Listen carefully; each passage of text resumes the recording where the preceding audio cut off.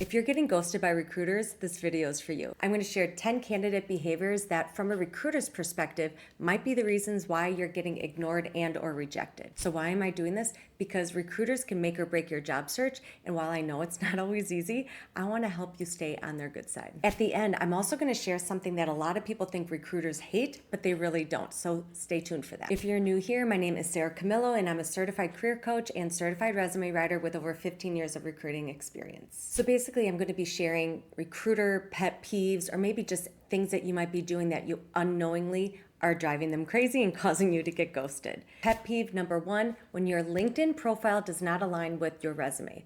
So I'm referring to that professional experience section on your LinkedIn profile. You need to make sure that the company, your job title, the years that you were at that company are aligned with your resume. If not, it's just a red flag. Now, does the rest of the experience have to match word for word? No. You want to still highlight all of your accomplishments, but it's really critical that, again, the company, the years of experience, and your job title match what your resume says. If not, people are going to think you're lying, or recruiters are going to think you're lying, or that you're just trying to hide something. Number two, resume pet peeves. So recruiters want to hear the full story of your job. Don't just list a few things that you're responsible for, or basically things like rewriting your job description. So as an example, let's talk about a teacher, since everybody's familiar with what teachers do. So if your resume just talks about creating lessons, classroom management, things like that, skill development, they want to hear a little bit more than that. Did you create new programs? How did the standardized testing scores increase? Are you part of any committees with other faculty members? Things like that. So things outside of the job description. Those are the things recruiters want to know. And then current too. Are you using any new technology or new skills or new innovation or something in the classroom? That's really important these days. So again, tell the full story. And then lastly, when it comes to your resume, when you don't bring multiple copies of your resume to an on-site interview. Yes, that is still something that you need to do today, so make sure you do it. Number three, let's talk etiquette for interviews, following up, and applying to multiple jobs at the same company. So first of all, with interviews, don't be late. I know that sounds obvious, but also don't be too early either. So if you are 20 minutes early and you're arriving to the building that early, recruiters are busy, hiring managers are busy, they're often in back-to-back meetings, and you arriving that early throws off their day. Aim to about 5 to 7 minutes that you meet them in the lobby. And also when you arrive in the lobby, be zipped up, be polished, be ready to go. Don't be fumbling with your keys, don't be on your phone, don't have your purse unzipped, anything like that. As for following up with the recruiter, if they don't give you a time frame that they're going to be in touch with you, give them a full week before you follow up. But if they do say, I will be in touch in 1 to 2 weeks, give them the full 2 weeks and then follow up a couple of days after that. As for the number of jobs that you should apply for at each company, try to keep the max to 3. In fact, there are some companies out there that do place a max of 3 jobs that you can apply for within about a 6-month period. I know Amazon does that, a few other ones. Anyway, make sure you follow that, keep it to 3. And plus, when it comes to an ATS, a recruiter can see all of the jobs that you've applied for at their company. So it doesn't matter, you're going to be considered for other jobs as well. If you suddenly apply for 15, 20 jobs, they're going to see that and it's going to show a lack of focus. Pet peeve number 4, a bad attitude. If you come into an interview with a chip on your shoulder or as if you're entitled for this job, that will absolutely backfire. So be confident in your approach, but also humble. You want to represent yourself in the right way. You want to be confident. You want to be sincere and grateful to be considered for the opportunity, and then blow them away with your expertise. Pet peeve number 5, dishonesty. Be honest about why you left every organization. Lying always comes out at some point in the background check or through the rumor mill. People know people in your industry. So I've seen many situations where a candidate got caught in a lie. You don't want to be that person. Pet peeve number 6, cliches in an interview. This is a true story. I've had to use a lot of interview guides in the past, and I can still recall one question I had to ask was, how would you describe your management style?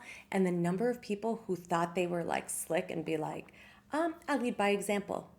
And that was their whole answer. Or, there's no I in team. And that's their whole answer. And I was just like, that's it. Like, I shouldn't have to say, can you give me an example? Or can you give me some context?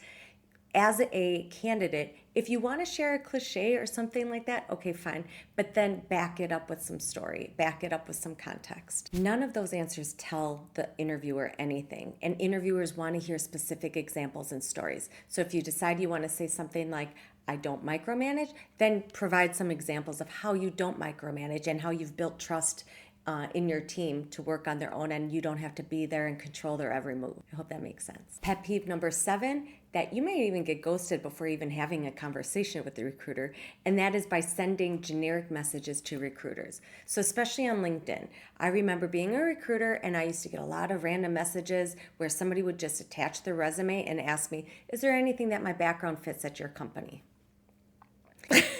Now, while I often recommend reaching out to recruiters, even if you haven't connected with them yet, that's good to do, but don't send the same generic message to all of them. So there's a couple ways that you can approach this instead.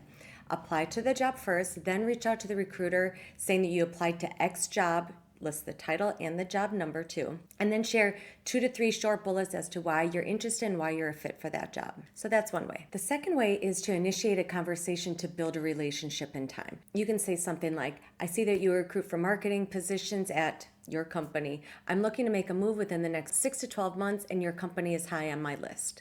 I have experience in 2 to 3 bullets. Would you be open to speaking sometime in the next few weeks? You don't want to rush them and say, can you talk tomorrow or the next day? Their calendars are booked.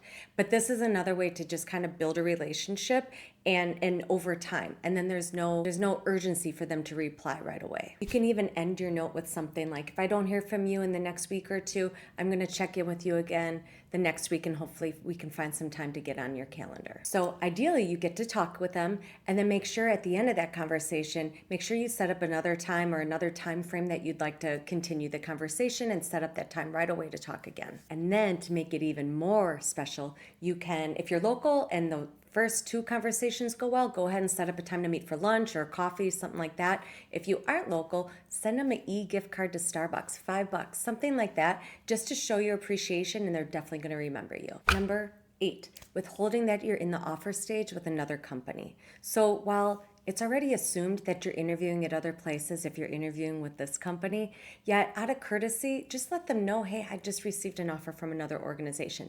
You do not have to share any other details than that, but letting them know that lets them think about, okay, how can we move our process along even faster? And that way you're really getting a full interview and an experience with that company, and for your own benefit too. You want to be able to weigh all of your options, right? So just keep that in mind. They're assuming that you're interviewing somewhere else, but they don't know how far along you are. So give them a benefit and just tell them where you're at. Number 9, candidates who ask about the salary too early. Just wait for them to bring it up. There's no need for you to bring it up in the first conversation. And doing that portrays that salary is all you care about, and then they're going to question if you're genuinely interested in the opportunity in that company. Number 10, negotiating over 5 times for the offer. So while I tell every single client, negotiate at least once in every offer stage, you don't need to go beyond 5 times. You don't have to have that back and forth. It's going to turn them off. There is a chance they can take back the offer if it's going that long into the conversations or into the negotiations.